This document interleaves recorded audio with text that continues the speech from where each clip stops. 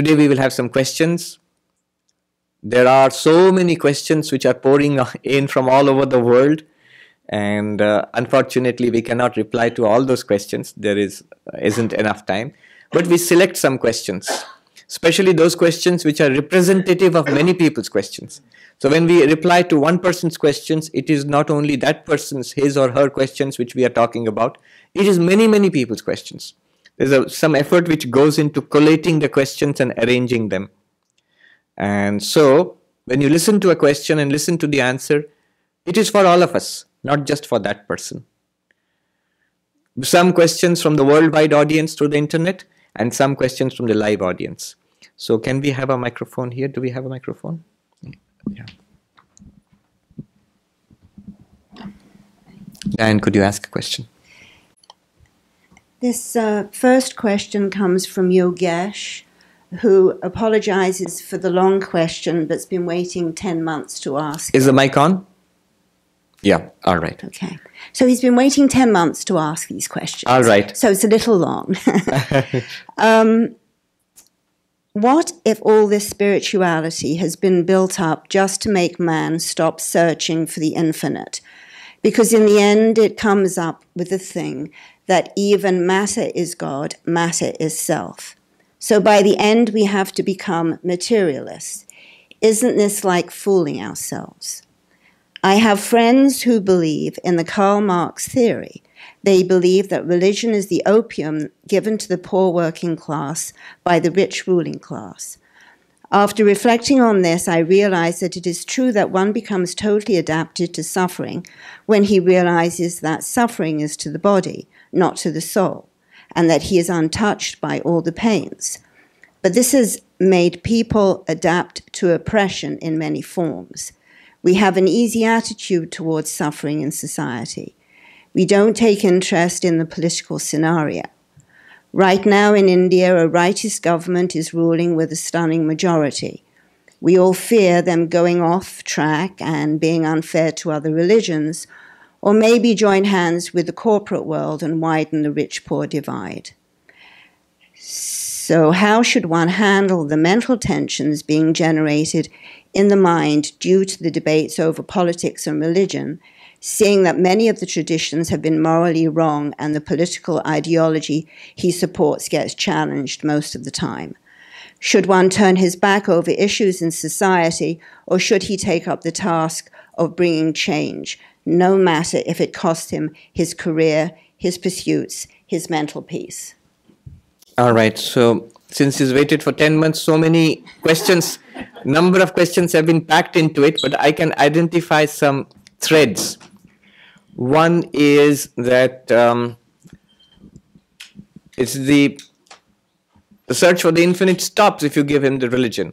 But no, the answer is religion is the search for the infinite. It does not stop with religion. It begins with religion. When one becomes truly, seriously religious, which means I would prefer the word spiritual, we are all seekers after the infinite. If you are not spiritual, you are not seeking. You see, the person who's not spiritual is the person who's satisfied with the world as it is in front. That's it. What is presented to us, this world, this life, this body, these people, that's all. I'm not interested in anything else. Then that person has no spiritual quest. If a person has a spiritual quest, the person is searching for the infinite. So that's there. Second, if you follow this non-dualistic teaching, I think that's where it's coming from. Ultimately, if you say everything is God, everything is spirit or Brahman, then even matter is spirit, matter is also Brahman. So ultimately we become materialists. Is that what he's asking? He's asking that. Is that true? No, that's not true. It's just the opposite. What we call matter, what we understand as matter, is properly understood nothing but Brahman, spirit. Brahman misunderstood is the world of matter and space and time and energy. Time, energy, space, matter, properly understood, is none other than Brahman. So yes, while it is true that all this is Brahman, but it's only in the sense that Brahman is the reality and all this is the appearance thereof. It's not that all this matter, time, space and energy is as real as Brahman. It's not. According to Advaita Vedanta, only Brahman is real, and that's what we have to find. In fact, there is an interesting correspondence between Swami Vivekananda and one of his disciples, an American lady, who writes, and the correspondence is in poetry, in verse. She writes, I have understood what you have taught. You have taught that all is God. And he writes back, I have never taught such strange doctrine that all is God. He says, unmeaning talk. And then she writes back, but I have heard you saying that all is God. He says, no, what I meant was, only God is, the all is not. What seems to be all this is in reality Brahman. That is what has to be understood. When Sri Ramakrishna was asked, please explain religion in one sentence to me, he said, Brahman alone is real, the world is an appearance. Understand that. He does not mean the world as it is Brahman, no. Matter as it is Brahman, no. When you realize Brahman, you do not become a materialist. Rather, a materialist becomes a spiritualist. Spiritualist is not quite the right word. It becomes Brahman. Brahma Veda Brahmeva Bhavati. The one who realizes Brahman becomes Brahman means already being Brahman realizes that he, she was and is and will always be Brahman. So that's the thing. Now, if we do this, are we ignoring society? Are we ignoring politics? Are we ignoring the environment? Yesterday I saw on the 71st Street, there was a big procession, Earth Day and Science Day. And so I was so happy to see so many people who are concerned about the issues of the day. Now, will religion make us apathetic to this? No, it will not. Religion is not a private spirituality, is no spirituality at all. When you are truly spiritual, you are also engaged with the world. And in that sense, you're truly engaged with the world. You're centered in the truth. And then from that center, you look out into the world and you do what has to be done. If you sense something is wrong and it needs to be set right and you feel a calling to do it, you must do it. You must go forward and do that. Religion and spirituality will only help you to do that. It will not obstruct you from doing that. This is sometimes a misunderstanding of Vedanta. Vivekananda himself had to face this.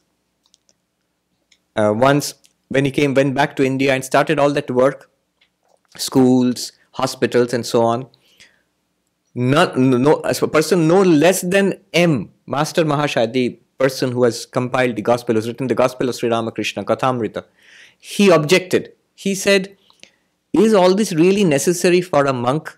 Monks should beg for their food, wander around and teach Vedanta and do their own spiritual practices, strive for liberation. That's the goal for monks. Why all this work? And Vivekananda replied sharply, doesn't your Vedanta tell you that the Atman is ever free? What we were just talking about, you're always Brahman. Then why are you trying to get liberation for the already liberated Atman? Even that effort which you are saying, a monk should put forward effort for his liberation only. Even that effort, according to your own Vedanta, is contradictory. Because you should realize that you are always free. And this I have started for the welfare of not only the sadhus, for the welfare of the world. M was not convinced. He kept quiet because he couldn't argue with Vivekananda. He just kept quiet. Years later, when Vivekananda had passed away, the Holy Mother, Ma Sharada, was visiting our hospital in Benares. And Swami Brahmananda was in that party. Master Mahashaya was in that party. And many others had accompanied them. And the Holy Mother went around the hospital and then she commented, I see that the children here are doing the Lord's work. They're doing the work of Sri Ramakrishna. Veritably, Sri Ramakrishna is present here. I feel it. And as a token of her appreciation, she asked them to give 10 rupees. In those days, 10 rupees was a big thing. As a donation for the hospital. And of course, the monks didn't spend it. Even now, if you go to the hospital, they will show you the old 10 rupees of the British era, which was given by the Holy Mother to the hospital. They preserved it in a glass case. It's there. Now, when she said this, something interesting happened. Swami Brahmananda was nearby. He smiled and he looked at a younger monk and he said, go and tell M precisely what the Holy Mother has said. This was years after Swami Vivekananda had passed away. So that monk went and said, I've been asked to convey this message. And the Holy Mother said, this is the work of the Lord that is going on. And M burst out laughing. He understood the implied message. And he said, now I cannot refuse to accept this truth. that this social engagement, that this working for the welfare of society, for the poor, for the oppressed, for the deprived, is very much an expression of spirituality. It's an expression of spirituality. So spirituality will not make you apathetic. On the other hand, spirituality will give you a genuine basis for whatever welfare action you want to take, and it will prepare you as a right instrument for that. The Buddhist monk Thich Nhat Hanh, who has written The Miracle of Mindfulness and all that, he writes in one place that when he first came to Europe, that was at the time when Greenpeace in Europe was agitating against nuclear weapons. So peace activists. And he makes a comment. He says, I was amazed to see how angry the peace activists are. They think there's nothing wrong in them. I have a righteous indignation. I'm angry, of course, because I have a right to be angry. But it doesn't work that way. It doesn't work that way. Anger never helps. Anger never helps. You see, anger automatically gets directed not against the evil, but the evildoer. I am angry against usually someone, not just something, not only their actions. Anger, first of all, burns. It's a fire. What does a fire burn? The place where it is lit, it burns that first. When I light anger, when I have anger in my heart, first I get burnt, I get harmed, and then somebody else may get harmed by that anger. Anger never helps. Even when you are agitating against something bad, when you are working against something bad, it always helps to be peaceful. Mahatma Gandhi, he fought against the British tooth and nail for the independence of India. He never hated the British. And they recognized it, that this is a person who does not hate us. He loves us as much as everybody else. So, spirituality is a very good preparation, is a very good, it prepares the person for action in the world. Is there anybody from the live audience? You're also invited to ask questions. Anybody? Otherwise, we'll go on to the... Yes, please come forward. Yes, come here. Because the microphone is here.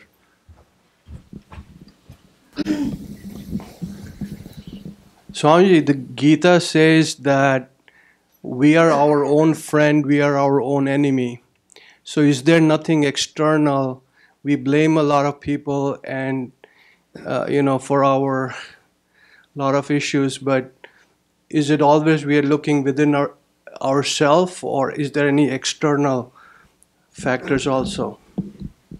The way of Vedanta is to make an adjustment on the subjective side.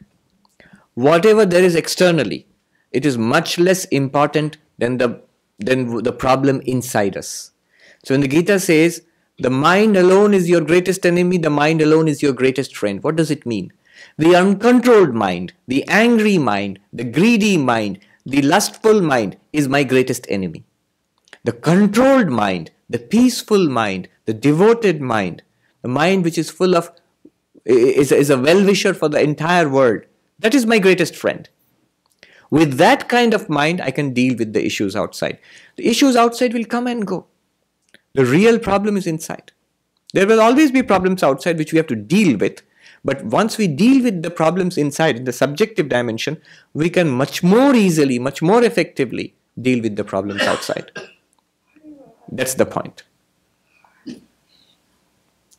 Now, a question from the internet audience? Yes.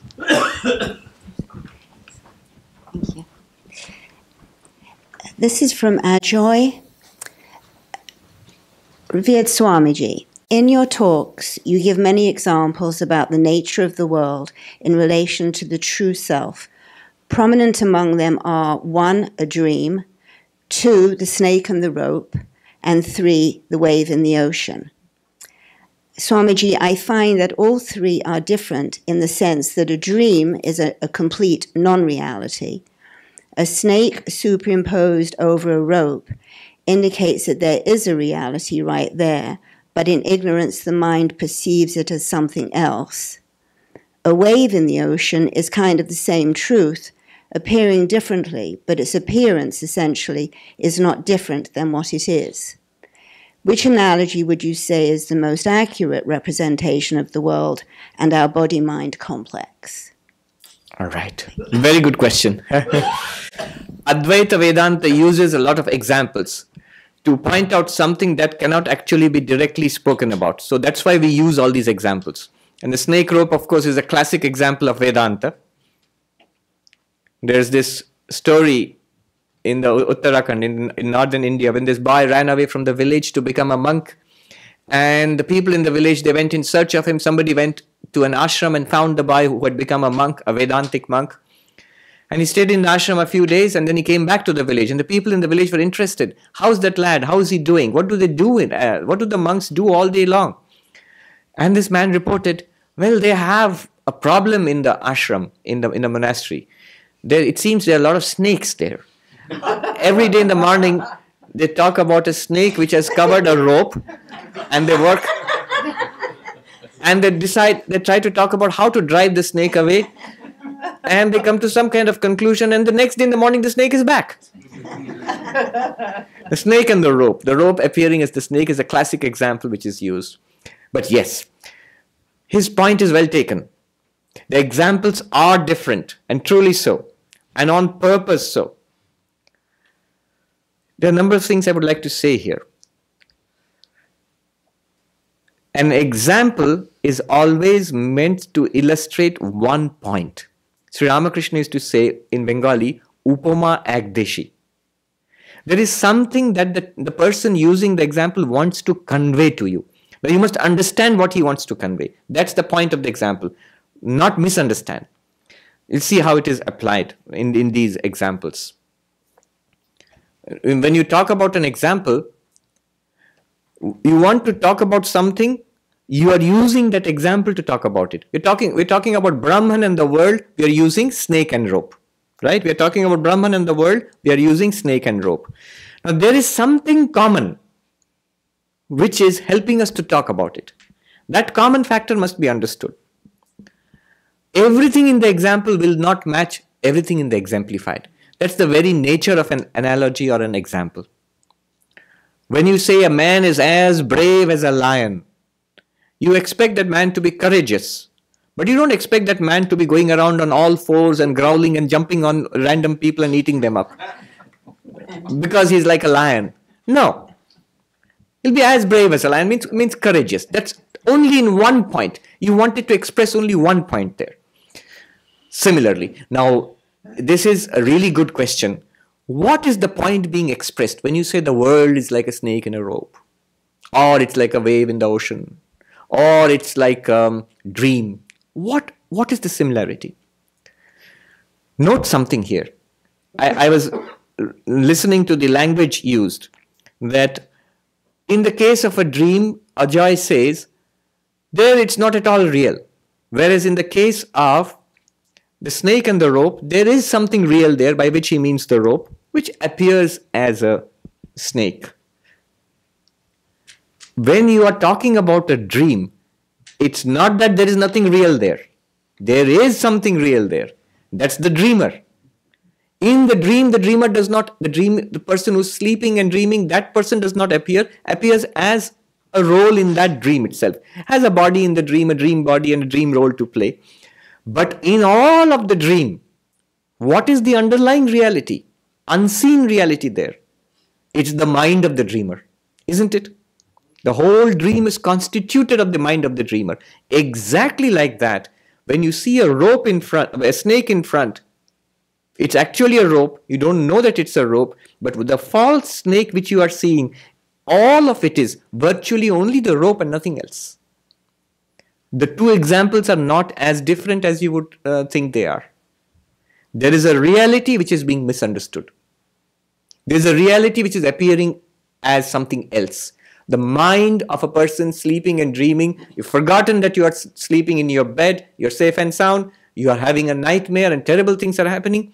All that is generated by your own mind in the dream. It's a virtual reality generated by your mind. There is a reality appearing as something else. In that sense, there is a reality, the rope, appearing as a snake. Okay. In the same way, what is meant is that there is a reality, Brahman, unseen. Just as you do not see that you are in your bed and sleeping in your dream. You see everything else except the dreamer. In the same way, we see everything else here except the reality which is existence, consciousness, bliss. Now, just like the rope which is in front of you, and yet you do not recognize the rope as a rope, you see the rope as a snake. In exactly the same way, Brahman is actually in front of us. Front of us, in one of Mundaka Upanishad, it says, Brahman is in front of you, Brahman is behind you, Brahman is to your sides, Brahman is above you, Brahman is below you, inside and outside, everywhere and always is Brahman alone. And we say nowhere, neither in front, nor back, nor above, nor below, nowhere. Wave and the water example is there. That the reality is that same reality. The wave is nothing but water through and through. But if a little wave asks the guru wave, you say that we are all water. But where is water? Where? Up, down, below. Where is water? I only see a wave. I see myself. I see you. Where is water? He is seeing water. That little wave is seeing water. Seeing means within quotes. It's all water around him. Doesn't recognize it. All the time. Experiencing water. It's like somebody looking at this and saying, yes, I see the lectern. What do you mean wood? Where is the wood? It's a lectern. If I say, no, this is the wood. Swami, you are touching the front of the lectern. But where is the wood? It's all wood. You say, but it's all lectern. Where is the wood in this? If you say like that, you understand what is wood and what is the lectern. So you understand the meaning of this example. But when the enlightened person says it is all God, we are in the same situation. What do you mean it's all God? It's a man, it's a woman, it's a friend, it's an enemy, it's a building, it's a sky, it's a flower. Where is God in all of this? We are having exactly the same problem. So all of these examples apply. The wave and water example is one. In the Upanishads you will find continuously, not the snake and the rope example, you will find pot and clay. There are lots of pots then, I think. Whenever you go and dig up an ancient civilization, what's the first thing you find? Pottery, yes. So pot and clay and golden ornaments and even a nail cutter and iron. That example is there in the Chandogya Upanishad. Iron and implements made of iron. What they're trying to point out there is a reality out of which it is constituted. Now don't misunderstand. I, for a long time, preferred the snake rope example, and I was a little uneasy about the clay and pot example. You know why I was uneasy? Maybe many of you have that uneasiness. Because we have the feeling that the clay is shaped into a pot. So is there something called Brahman which is shaped into the world? We have the feeling that a clay is somehow transformed in some way at least. Though it is clay, but it's somehow transformed. Something is done to it. And really, in some sense, a pot is created, which is true. So is it like that with Brahman and the world? Was there existence, consciousness, bliss before creation? And then something was done to it, and now it's the world and people and life and stars and planets. Is that what has happened? That's not the meaning. We are missing the point. You know what's the point of that example? The point of the example is simple and profound. Clay and pot example. Water and wave example. The point is simple and profound. The point is this. In the pot, there is nothing but clay. The only reality is clay. In the pot, there is no second thing apart from clay. If you take a pot, first of all, it's a pot. Stage one. Look deeply, somebody tells you the pot is an effect, the clay is the material cause, material out of which this effect called pot has been made. You say, okay, I get it. There is something called clay which has been made into a pot, but it's still a pot. Stage 3. Look closely now. The material cause of the pot, clay. The top of the pot is clay, the bottom of the pot is clay, the sides are clay, the inside is clay. It is true and true clay only. Recognize it. Yes. And the 4th stage. Show me a pot apart from that clay. There is no pot. It's a name and a form and a function. It's a form. And there's a name, pot. And a function. You can put water in it or whatever. But this material, the thing, the reality, the substance, the mass, the weight is the clay. The constituting clay, water, whatever it is which has made the pot. There is no second real thing. I'm using words very carefully. No second real thing apart from the clay there. If it was there, show it to me separately. Clay here and pot here. No. I'll sell you the pot. I'll keep the clay. No. No, you cannot. In the same way, what is meant, and the same thing applies to water and wave. So what is meant by that example is, for the enlightened person, everything here really, precise use of the word again, really is Brahman. Name and form, man, woman, function, chair, table, buildings, earth and sky, merits and demerits, good and bad, all of that. They are the names, forms and functions superimposed on Brahman, one existence, consciousness, bliss. And Vedanta has procedures for showing you this, not just as a claim. Just as you can easily recognize the wood in this lectern, the clay in the pot, and the water in the wave, exactly in the same way, you will be able to recognize existence, consciousness, bliss in everything in life, inside and outside. That's the meaning of the example. That's the real meaning of the example of water and wave, clay and pot. So all of these examples are correct, but they all have slightly different uses to teach different things about Vedanta. And not all of them are correct in every respect. No example is perfect in every respect. That's the whole nature of an example. Drishtanta in Sanskrit. In Sanskrit, two words are there, Drishtanta and Dashtantika.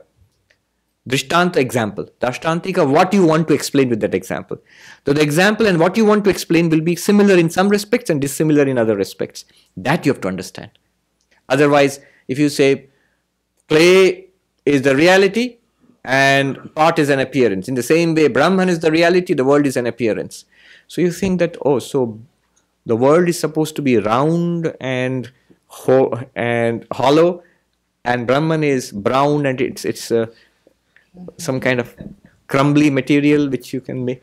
No, those characteristics are incidental. They're not what is meant. What is meant is the reality of the pot is clay. The reality of this world is Brahman. As Vivekananda said in that poem, the world is not, God alone is.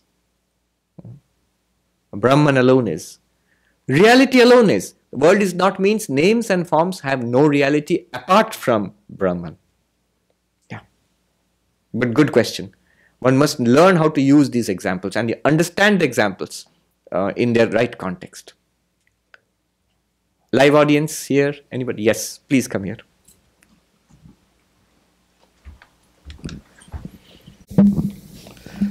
Thank you, Swamiji. I have a question in dilemma with my son. We discuss about Vedanta, and he's more a science type of person. And I tell him that examples of Swami Vivekananda seeing Devi, Ramakrishna Paramhansa seeing Devi, and then I try to bring it down to, since it's difficult for him to comprehend, talk about Ramanujam getting all the mathematical equations from Devi. And so I'm unable to convince him. He says, look, science is more honest. What you're explaining, you cannot convince me the way science does. Right. So I'm in a dilemma how to explain to him. It's a very good question. You know why science is more convincing? He's absolutely right. And I agree with him. You know why science is more convincing? Because science has truth on its side. Science can be corroborated. You can verify it. It is rational, it's logical, it's verifiable. Right? And its claims are out there. If you have any doubts, go and check it out. Learn the science for yourself. You're welcome to check out the data. You're welcome to do the experiments for yourself. You have to understand it and you can check it out. And what Vivekananda said was, religion is exactly like that. You don't have to believe in it. Here are the methods. They're different methods than science because it's internal, it's not external. But you can have the same experiences that anybody else has had. I'm going to give the answer in two levels. One is the answer which Vivekananda gave in this country in the 19th century and in India also. I'm giving that now, but I'll give you a deeper answer a little later. So religion is realization. Just as science is a matter of experience and verification, religion is also experience and verification. Vivekananda clearly said that. He put it in these terms because it would be acceptable to the people in the 19th, and he knew in the 20th century also, which was coming, people wanted a rational religion, not a religion where you just have to believe. So he said religion is realization. How did Narendranath become Vivekananda? Exactly like your son, he was asking the question, have you seen God? Or is it something you just find in books? Is it something that you just have to believe? No. So Ramakrishna Paramahamsa told him, I have seen God, just as I see you. And that's what caught Narendranath, and he became Vivekananda. The Patanjali Yoga Sutras are an entire manual of experience. You do these techniques and you will get these experiences, which will convince you. Right? Even the traditional dualistic approaches, the bhakti traditions, in India it has always culminated in experience. All the great saints, whether Tulsidas or Mirabai or all the devotional saints, they all had experience of God in their chosen ideal. They actually had visions of God. They saw God in that way. They interacted with God. So it was always experience-based. Now you may challenge those experiences, but remember, those experiences are replicated, and they can be replicated. They never say, Vivekananda said, if somebody says, I have seen God, but you cannot, and you must believe in me, don't believe in such a person. You too can see God, and you must see God. You must experience God. God experience, he says, is the purpose of life. It's not a topping you can put on your main order, one extra optional on top. No, it is the main order. God realization is the purpose of life, and it's realization. So that is my first answer. That there are techniques by which you can get these experiences for yourself and verify them. And it's a worthwhile project to take up. It's really worthwhile. There's nothing more worthwhile in life. But let me go to another answer, which is more subtle. It is this. You know what is the problem in believing in, when religion speaks about, I saw God, even seeing God. What's the problem? The problem is, the existence of God is heavily faith-based. You start off by believing, and you proceed for a long time on belief until you get some experience. It's based on faith. How do I know that God exists? The things that science talks about are evident. They're either they are seen by my eyes, by my own senses, or by instruments which can extend the power of my senses, microscopes, telescopes, particle accelerators, and whatnot. So, all these science deals with a tangible reality. Even the intangible reality which it deals with, the tiny atoms and subatomic particles and all, they are made tangible by instrumentation and by proper scientific procedures. Whereas what religion claims to deal with seems to be entirely faith-based. You just believe in it. It seems to be like that. For such people, and there are many such people, there is another approach. You don't have to start off with God. Start off with yourself. Start off not in search of God, but in search of, who am I? What is this person? Who is this person? Our own existence is never doubted. You can doubt the existence of God. In all the theistic religions, there will be some effort spent in trying to convince people of the existence of God. So in Christianity, for example, you have the theological proofs of the existence of God. Saint Thomas Aquinas, the 5 important proofs of the existence of God. In Nyaya, philosophy of Hinduism, which is a dualistic philosophy, you have, I know of number of philosophers who have given multiple proofs. Udayanacharya gives 9 proofs of the existence of God. Now you see, they're struggling. They're struggling to establish the existence of God. But when you look at yourself, you don't have to give proofs of the existence of yourself. Nobody seriously doubts. But what we doubt is, what is the nature of the self? Is it a limited being? Is it an unlimited being? Is it an appearance? Is it momentary? Different theories of the self. But the self is something is there here that nobody can doubt. So for people who are interested in spirituality and yet they find it very difficult to take up, they find it unconvincing to take the path of dualistic, theistic religions, it's much better to investigate the self. That's why Vedanta appeals to such people. Don't ask about God, ask about yourself. Who am I? Am I the body? Am I the mind? Am I a combination of body and mind? Or am I something more which Vedanta speaks about? And at every step, there's no question of any extra belief. You verify it by understanding and by noting it. You see, even in yoga, which Vivekananda talks about, there can be a doubt. Somebody actually asked Vivekananda in India, you are saying by the practice of these techniques, I can actually experience the spiritual realities. Good.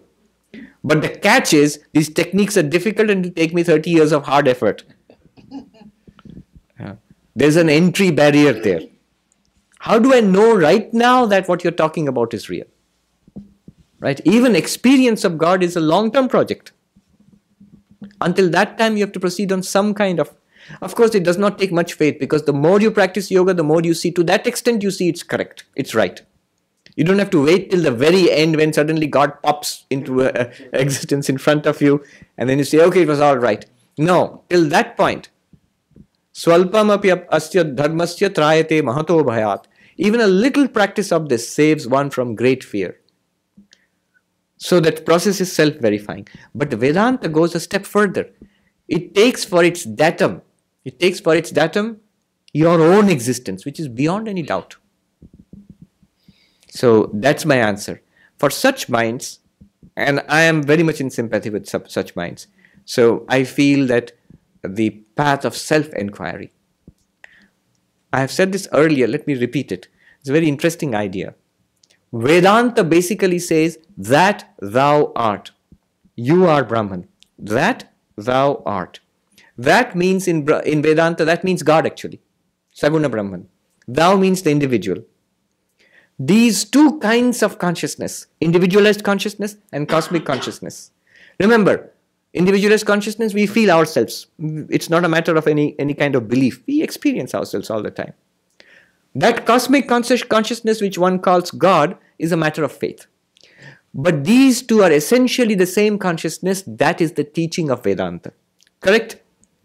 Now, look how it's interesting. All the religions of the world and all kinds of religious aspiration, spiritual aspiration, are either one of these two types. I have seen young people coming to become monks in the order. I ask them, what do you want? What are you looking for? They cleanly divide into two groups. Some of them say, I'm searching for God. Many of them, they say, I'm searching for God. What's the truth, man? Give me the truth, they'll say in this country. The truth about this entire world. The other group says, God is nice and good. Good luck to him. But I am interested in, who am I? What's the purpose of my life? What is the meaning of this life? And who am I really?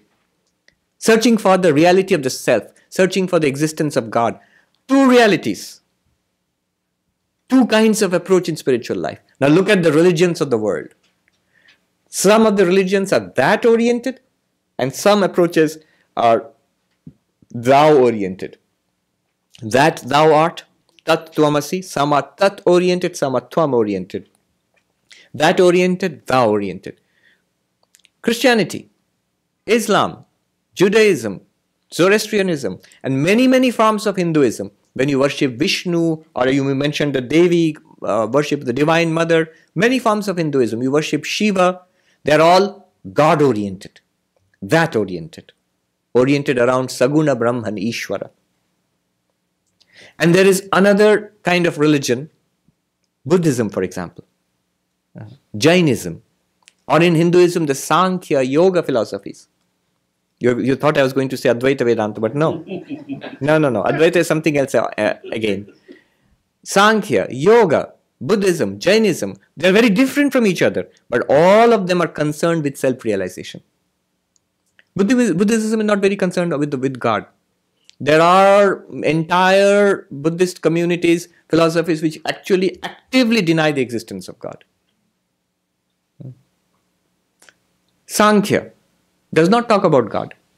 Yoga speaks of God, but you investigate the nature of God, that yoga, I mean Patanjali yoga. If you investigate the nature of God spoken about by Patanjali yoga, you will see it's not the God of religion. It is the, as we said, the primal guru, the one who, the ever free soul who helps us on the path of realization, but not the creator of the world, not the rewarder or punisher, nothing like that. So there is an entire type of religion which is oriented towards self-inquiry. And the two religions are different, suited to different minds. This kind of religion, the God kind of religion, deals with, you will see it's mostly centered around temples and houses of worship and churches. It's centered around worship and prayer and devotion and bhakti and festivals and food, lots of delicious food, and so many things, and songs and love. These are traditions of bhakti, traditionally, most of them. And they have other sides also, but not, mostly it is this kind. The other kind, if you see Buddhism, Jainism, Sankhya, Yoga, they are very introspective religions. They are centered around meditation, many of them. Many of them. Again, I'm saying these things have developed for thousands of years, so they have aspects of both sides. They are very complex systems. But traditionally, if you see the stream, especially the original starting, it is very inward looking. It is meditative. It is ascetic. It's often very monastic, these traditions. And they are more spiritually inclined, philosophical, meditative. And each of these systems, these two approaches, they have their advantages and disadvantages. Think about it. The disadvantage of the God-oriented approach is you have to start with belief in God, your son's problem. And problem of many, many people throughout the world. You have to start with belief. If you are seriously interested in religion, it becomes a big hurdle. Many people are conventionally interested. They go to a temple or a church on Sundays or do pujas. That God is a peripheral part of their lives. So they are not really asking the question. But if you really ask the question, then it becomes a serious problem. Does God exist? How do I know? I could be fooling myself. You say Ramakrishna saw God. He could be fooling himself. Who knows? How do I know God exists or not? A doubt. Because it's based on faith. We don't see God. At least not for a very long time. Whereas the self-inquiry methods, this side has the big advantage. It's not based on faith in that sense. Because the self exists. Nobody doubts it. That I am there, nobody doubts it. Nature of the self is open to doubt. I know there should be questions in your minds. Didn't the Buddha doubt the existence of the self? The Buddha doubted the existence of a permanent, immortal Atman. But that you feel I am, that nobody doubts because everybody feels it. How can you doubt something that you feel all the time? So, they have the advantage of, the self is not a matter of faith. It's a matter of experience. Everybody experiences the self. But what is the disadvantage? The disadvantage is that the self, it's no use to me saying that I exist. That's my problem, that I exist. I have all these problems in my life. My existence is surrounded by problems. It's a limited existence. It's a miserable existence. It's existence which is threatened by death, which is threatened by disease and dishonor and frustration and failure. It's something that's troubled by desire and ambition. All of this. It's a troubled existence. That's the problem. And the advantage in the other side is, this problem is not there on that side. God, if God exists, he, she, it, if it exists, has no problems. Omniscient, all-powerful, all-pervading, all-knowing, all-loving, all-good. What problem does God have? God has no problems if he exists. My existence is not in doubt, but I have a lot of problems. Now, here's the climax. I'm coming to Advaita, non-dual Vedanta. Bring the two together. You know what's the genius of Advaita Vedanta? It brings the two traditions together, the two streams together, leaving out the problems of both, combining the advantage of other. How does it combine the advantage of both of them? See, the certainty of your own existence is combined with the infinitude of God. The doubt about the existence of God is done away with, because what you speak about, what God you speak about in Vedanta is your own self. Your own self properly understood is Brahman. Brahman in Vedanta is nothing but you. And you, immediately you have to say, you are not the body and mind individual person. You are nothing but Brahman. The infinitude of Brahman removes the finitude of the self. The problems of the self are removed because you realize yourself as infinite. The certainty about your own existence removes the doubt about the existence of God. Somebody in Uttarakhand in Himalayas asked a teacher, non-dual Vedanta teacher, in Hindi, ईश्वर के अस्तित्व में अकाट्य प्रमाण दीजिए. Give me an irrefutable proof of the existence of God. Irrefutable proof. Nobody should be able to deny that. Immediate was the answer. Aapka apna astitva, your own existence. Because in Vedanta, your existence and God's existence are one and the same. What is the problem is, Vedanta says your finitude, that you limit yourself to one body and mind, that has to be done away with. That is a mistake, and Vedanta seeks to correct that mistake. That's the purpose of Vedanta. That's the beauty of Vedanta. Your certainty that I exist, God's infinitude, combine it, I am infinite. That is the meaning of Aham Brahmasmi. That is the meaning of that thou art. Thou, the indubitable certain existence called thou, art that infinite existence.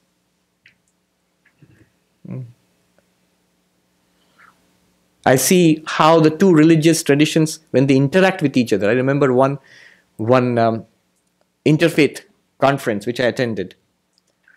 And there were people from all religious traditions. Sikhs, it was organized by the Sikhs in India. There were Hindus and Sikhs and Christians. There was even a rabbi from New York. And there were Buddhists. There were a group of monks, lamas sent by the Dalai Lama. Now, I saw something interesting. When all the people, they're standing up and saying good things about each other. It's the same God that we worship. God is all loving. We should not fight in the name of God. And I could see the Lama sitting in the back and smiling. From their point of view, they're too polite and nice to say otherwise. From their point of view, you are a superstitious lot. What God? What God? You have no shred of evidence of that such a God. You are a superstitious lot. They're sitting and smiling. I'm saying it out aloud. They will never say such a thing. They're non-violent and very nice and very sweet.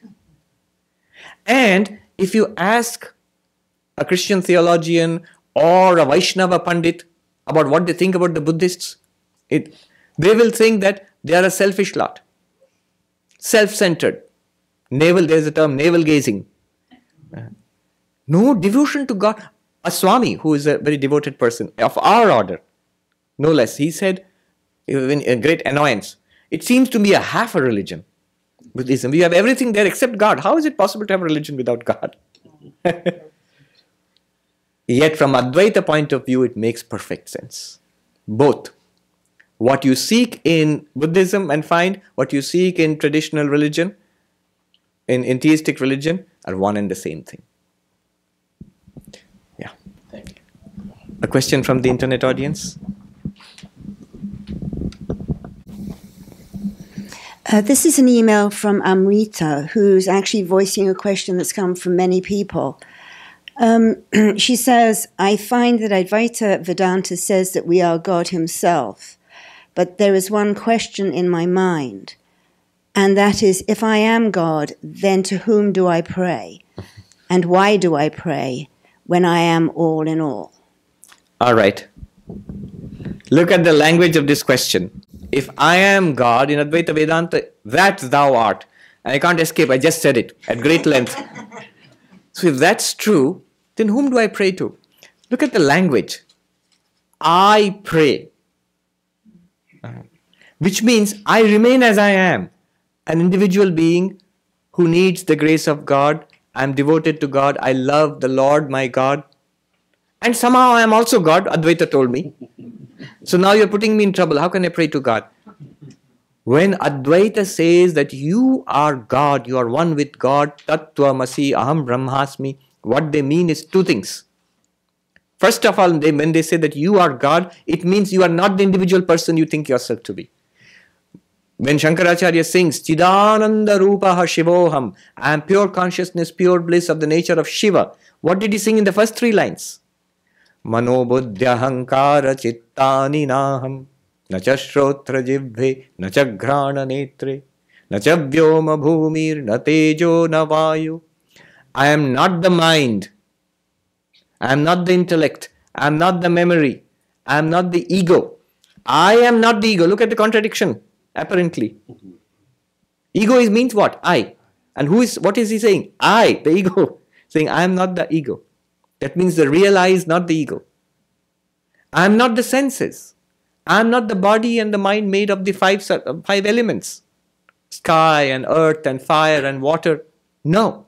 Then only have I any right to say, I am pure consciousness, pure bliss of the nature of Shiva. I cannot be Swami Sarvapriyananda sitting in this chair and claim to be God. That's megalomania. That's craziness. Vedanta never says that. Vedanta says, realize yourself as you truly are, you will find yourself that you are one with God. Even then, you will not be God.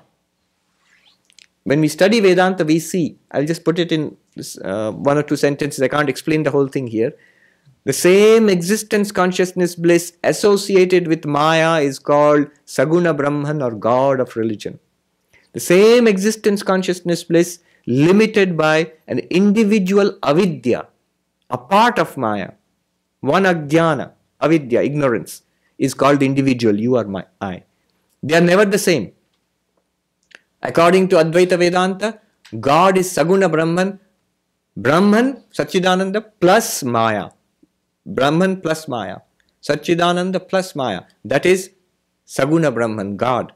And the individual, Jiva, is the same Brahman but limited by Ajnana, by a tiny portion of Maya. So the end result, Jiva, is never equal to Ishvara. Shankracharya himself clearly says, the wave belongs to the ocean never belongs to the wave. We are never saying that the Jiva is Ishvara. The Jiva, the individual being, human being, is God. No.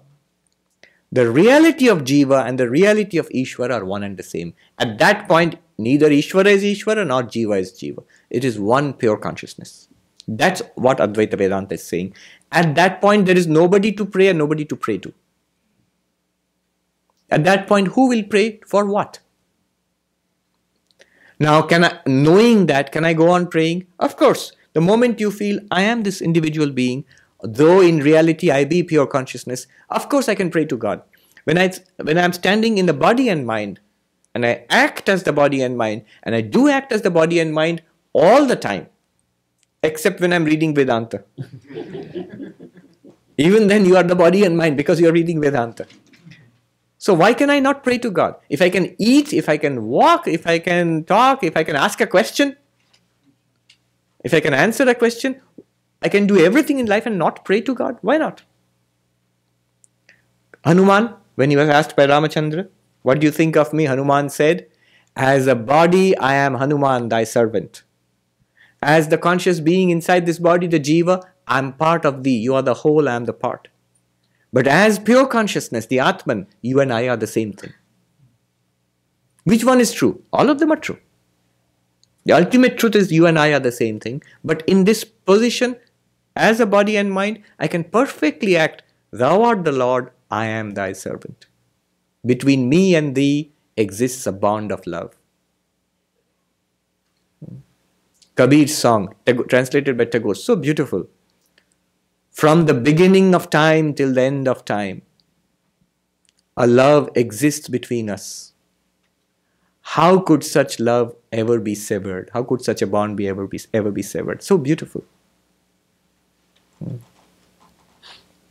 Like the chakor which looks up at the moon. There's a traditional Indian story about the night bird chakor, Chandar chakor they say, which falls in love with the moon. Of course it's a little bird and it looks at the moon. Of course it can never reach the moon, but it pines away from the moon for all its life, looks up at the moon.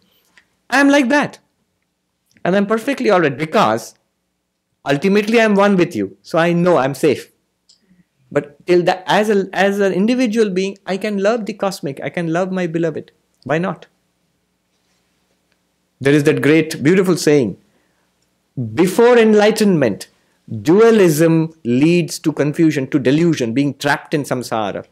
After enlightenment, the enlightened person imagines a duality, a difference between himself and the Lord for the sake of love. Bodhat prak dvaitam mohaya. Before enlightenment, dualism leads to delusion. I get trapped in samsara. Friend, enemy, good, bad, things to be done, regrets, ambitions. Dualism. After enlightenment, what happens to dualism? A dualism is now imagined. Really, there is no dualism. It's an appearance now, like snake in the rope. It's imagined. Why? Because of joy. Bhakti artam kalpitam dvaitam. I imagine a dualism because it appears to be. I don't have to work hard at it. It appears. The dualism continues to appear, even for an enlightened person. And why do I do that? Bhakti, for love. And then what? Advaita adapi sundaram. It is more beautiful than non-dualism. One great non-dualistic teacher giving a talk about the Bhagavatam, which is an excellent dualistic text, or not dualistic text, I will say it's an excellent text of bhakti. Now one bhakti tradition teacher, he grumbled. He said, yes, those non-dualists, they have such a boring time of it. Naturally, they are going to come into our territory and talk about our Krishna and our Bhagavatam. What are they going to do all day long? Talk about Maya and Brahman and how the world is an appearance? Just boring. So they are going to end up talking about love anyway. All right. Can you give the microphone to him? Swami, I've heard you say and I've read that the universe appears as bubbles in my consciousness. Yes. And given that, sometimes I find when I'm in class, I think to myself, well, here I am, surrounded by myself, and there's me, talking to me, teaching me about myself. Yes. Given that, what is knowledge? Knowledge is that which removes an ignorance in a particular mind. The ignorance has there is an appearance of duality here, right? Even after knowledge, the appearance of duality will not go away. But the appearance of duality will be seen as an appearance of duality. The underlying unity will be understood clearly, without any doubt. So you and I and all of us are one. And it's not crazy to talk about it like that, because I know I have attended classes in the Himalayas where the Swami starts the class by sitting, Mere Atma Swarup Sab, O all ye who are my very self. You have come in this way. Even mundane things. In the Himalayas, there are what is called Bhandara. Bhandara is a big occasion for monks, where monks are invited to feasts. Rich people give money and a nice meal is cooked and you invite monks. Now it depends. You can't invite all monks because there isn't enough food. So some of these bhandaras are limited number. You have to have RSVP, or what do you call it? Yes. And they will go around. There is such and such a feast and such ashram on such and such date. Now how many people from your ashram will go? How many monks will go? So instead of saying monks, they use very interesting language. Kitne murti? How many forms are going? The reality is one. How many forms are going to go? How many murtis are formed? How many forms shall you be?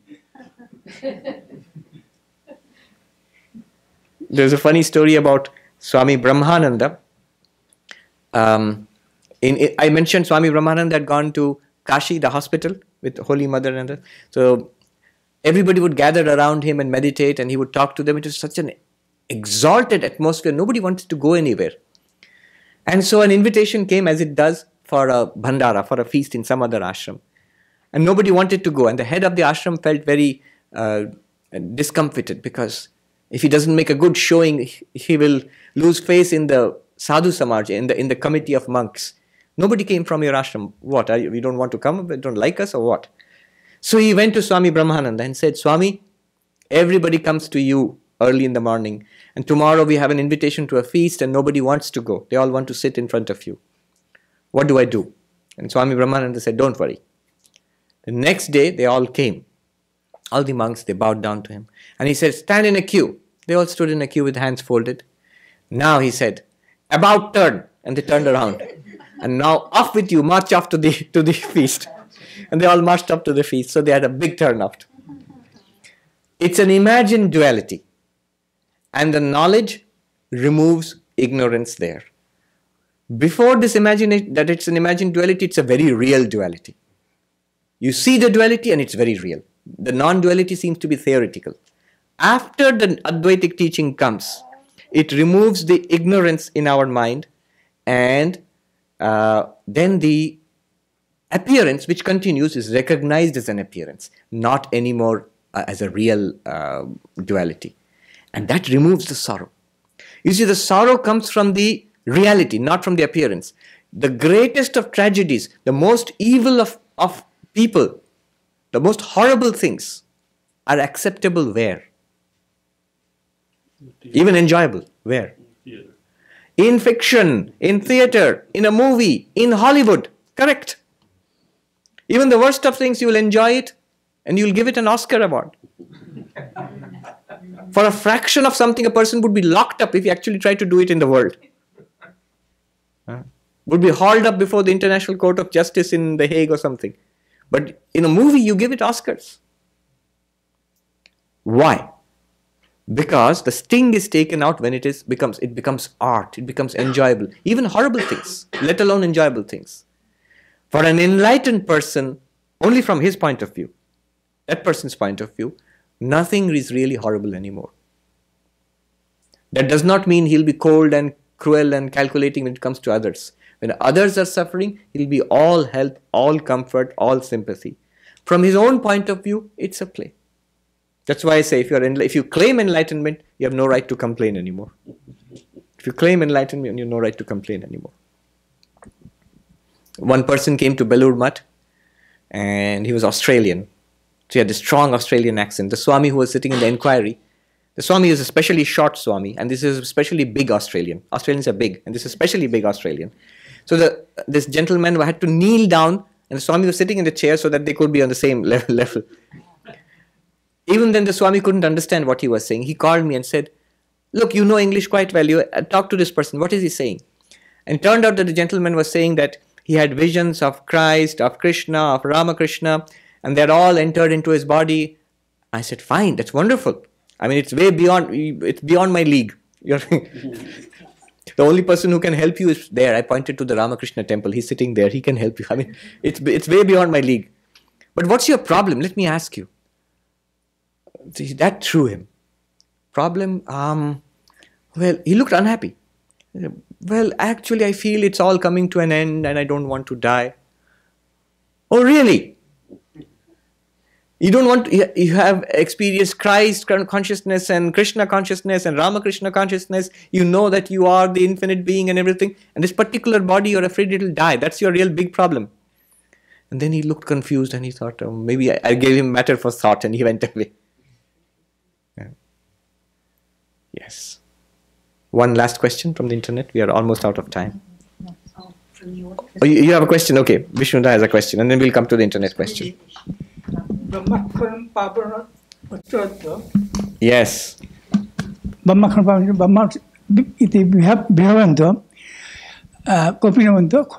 Khalu Bhagyavanti, yes. Is this be regarded as spiritual retreat?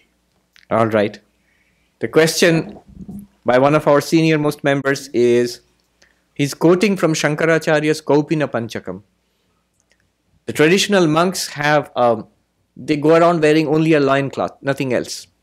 And that too, not all monks. There are some in the high Himalayas who discard that piece of luxury also. So they go around stark naked.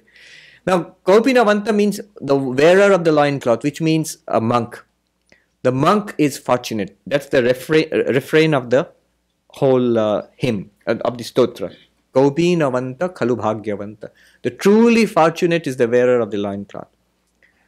And it ends on that note, Brahmaksharam pavanam uchcharanta brahmam aham asmiti vibhavavayanta. Dikshu paribhramanta, he says. Constantly contemplating the Vedantic truth that I am Brahman. As long as the body lives, wandering over this wide earth, sleeping wherever he finds shelter, Swami Vivekananda said, food, whatever chance may bring, good or bad, can never taint the self, which knows itself. It's a wonderful life. Those who have tried it, it's a kind of freedom one can only, you cannot imagine it. You are completely devoted in spiritual life, that your whole identity is, I am Brahman. And the body is given up to call it to God, to karma, what chance will bring. I myself tried a little bit of that. Tremendous freedom. I wandered from village to village in the Himalayas, begged for my food, slept under a tree, meditated on a mountain peak with the shining peaks, the real giants surrounding me, 20,000 feet, 25,000 feet towering above. I was much lower there, about 9,000, 10,000 feet. And sitting on a huge rock and meditating and seeing this extraordinary vista laid out in front of me. And not a care in the world. At least some kind of understanding that I am Brahman. The wearer of the loincloth is truly fortunate, Shankracharya says. We think, who is fortunate? The rich person who has made a killing on Wall Street, made a lot of money on Wall Street, or has won the lottery, or who is fortunate in her relationships, has property, and very famous, made it in Hollywood. That person is fortunate. Not at all. Not in the least. Is a person who does not have any of this and does not want any of this. Who is perfectly satisfied, either as a devotee with God alone, my Krishna, mere to Giridhara Gopala, or as the self within, pure existence, consciousness, bliss. That person is truly happy. That's the real, as he asked, is that a spiritual retreat? Yes, that's the real spiritual retreat, a taste of which we are trying to have here today. Please let me know when the food is ready, and we will take a question from the internet audience here. Do you have a question? Yes. This is from Saurav. Swami Vivekananda says that this truth is first to be listened to, then to be thought about. Lastly, this is to be meditated upon. But when I sit to think and meditate upon this truth, that I am God, I am unable to get hold of sufficient material to think upon. For example, do I think of a stage where everything crumbles in the dust, but only I will stand alone? I can't realize it. I think when everything will crumble, so will I. Please guide on how the thought process should be. Did you listen to the question? If I have to meditate, study it, Shravana, hear it, think about it, reason upon it, Manana, and then meditate upon what you have studied and reasoned upon, Nididhyasana. But he says, suppose I sit and meditate, I am God. First of all, I don't get enough material to meditate upon. And second, if I think everything is not there and I am God, even then I feel I am not there also. I also crumble away there. So how do I meditate? Much more important is the study and the thinking. Why I do not find material for meditation is because I have not given sufficient stress there. The whole of Vedanta, all these Upanishads, the commentaries of Shankracharya, all these hymns, Kaupina Panchakam he just quoted, all these texts, Aparokshanubhuti, Drigdrishya Viveka, this is material. How much material do you want? The 700 verses of Bhagavad Gita, the 555 sutras of the Brahma Sutra, the vast, it's an ocean of material. And all of it tells you the same truth. Right. All of it tells you the same truth, that you are Brahman. It's an enormous amount of material to meditate upon. That's one point. Swami Turiyanandaji used to say, somebody asked, how did you spend your time in the Himalayas? He lived in a little cottage by the side of the Ganges, cottage built of twigs and leaves and all. He said, part, job, dhan, part. Part means study. Japa means repeating the mantra. Dhyana means meditation. I studied the Vedanta, I repeated the mantra, I meditated, then when meditation is not deep, you don't like it, repeat the mantra. When you get tired of the mantra, study the Vedanta. When the mind becomes deep and concentrated, go back to the mantra. Deeper and more concentrated in deep meditation. Lose your concentration, come back to studying and the mantra. And what do? He says the cycle continued day and night. Day and night the cycle continued. That's matter for meditation. He says, how did I? Oh, okay, this story. Swami Prabhavananda ji, who established the Hollywood Center in Hollywood 1930. When he was in Benares, we keep going back to Benares today. When he was in Benares, Swami Turiyananda ji was in Benares at that time. Hari Maharaj, great Vedantin. And so Prabhupada ji thought, I should learn Gita from Turiyananda ji himself. What a fortune. So he went to Turiyananda ji himself and he said, please teach me the Gita.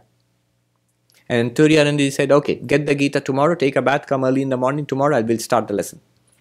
With great expectation with the Gita, he arrived, presented himself before Swami Turiyananda and said, please teach me the Gita.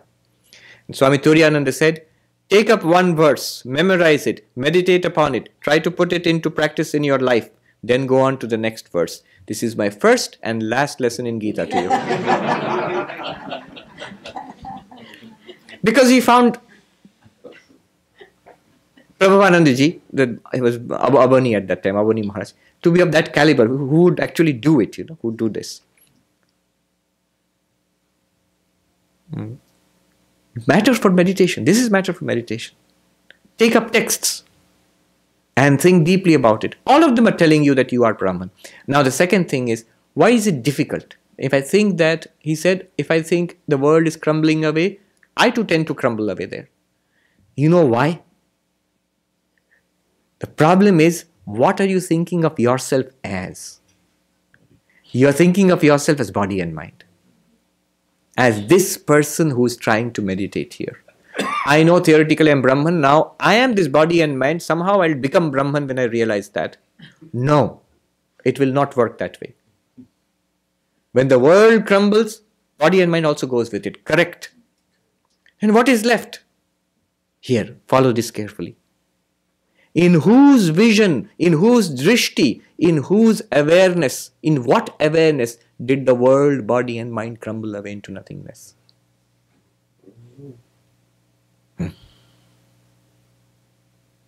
Look at your own language. Did you not say, I see when the world crumbles away, even I crumble away into nothingness. If you crumble away into nothingness, who is that which notes that you are crumbling away into nothingness? Meditate on that. Stay with that. On that beautiful, very high note, we'll bring it to a conclusion. Sri Ramakrishna used to say, Khali pete dharma hai na? No religion on an empty stomach, no spiritual retreat also on an empty stomach. So I am informed that the food is ready. We'll conclude it at this point. Om Shanti Shanti Shanti Hari Om Tat Sat Shri Ramakrishna Arpanamastu. Please come. Come forward. All right, so that's it.